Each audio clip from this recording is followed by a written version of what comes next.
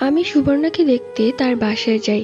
তখন সুবর্ণা আমাকে বলল সেও নাকি আমার মতো সেই জিনটাকে দেখতে পায়। আমি তো অবাক, সেই জিনটা তাহলে সুবর্ণাকেও দেখা দিচ্ছে। তো যাই হোক, সেই দিনের পর থেকে আমি এবং সুবর্ণা একসাথেই সাদকিমকে দেখতে পেতাম। সুবর্ণা আস্তে আস্তে সুস্থ হয়ে উঠলো। সে বিশ্বাস করলো যে ও একটা জিন। সুবর্ণাকে দেখা দেওয়ার পর থেকে আমার কাছে অত বেশি একটা সাদকিম জিন আসতো না। আমি সারাদিন তার জন্য অপেক্ষা করতাম, কিন্তু তারপরও তার দেখা পেতাম না।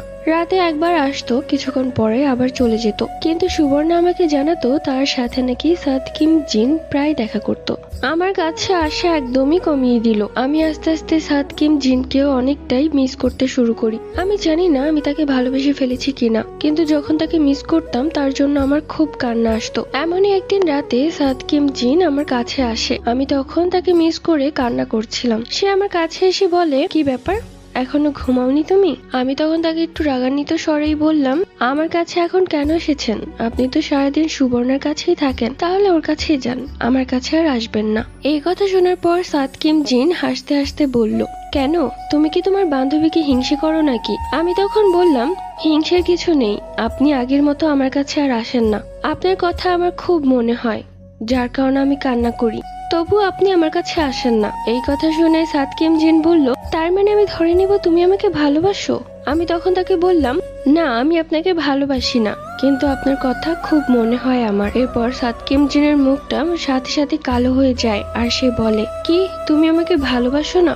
ঠিক আছে, আমি তাহলে তোমার কাছে আর আসবো না। যেদিন মন থেকে তুমি আমাকে ভালোবাসতে পারবে সেই দিনই আমি তোমার কাছে আসবো। এই বলে সে উধাও হয়ে যায়। আমি তার জন্য খুব কান্নাকাটি করি আর নিজেকে বকি, কেন আমি এসব কথা বললাম। তো যাই হোক, পরের দিন আমি কলেজে গিয়ে সুবর্ণার মুখে শুনতে পাই, জানিস না মীরা, মানুষদের থেকে জিনরা যে এতটা ভালো হয় আমার ধারণার বাইরে ছিল। আমি অবাক হয়ে ওকে প্রশ্ন করলাম, কেন, কি হয়েছে? তখন ও বলল, জানিস, সাদকিম জিন খুব ভালো।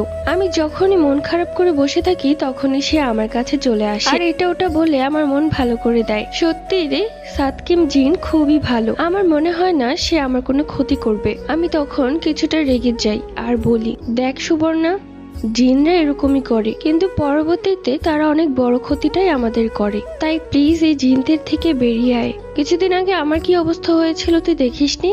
এখন দেখ আমি সুস্থ, কারণ আমি এসব থেকে বেরিয়ে এসেছি। আমি সাদকিম জিনের নামে উল্টাপাল্টা অনেক কিছু বলি সুবর্ণাকে। সুবর্ণা সবকিছু শুনে হেসে উড়িয়ে দিল আর বলল, তুই ভুল ভাবছিস, সাদকিম জিন মোটেও এরকম না, সে অনেক ভালো একটা জিন। সে আমাকে বলেছে কোনো প্রকার বিপদে আমাকে সাহায্য করবে। আমি মনে মনে ভাবতে লাগলাম, হয়তো সে সুবর্ণাকে ভালোবেসে ফেলেছে, যার কারণে সে আমার কাছে আসতো না। মনটা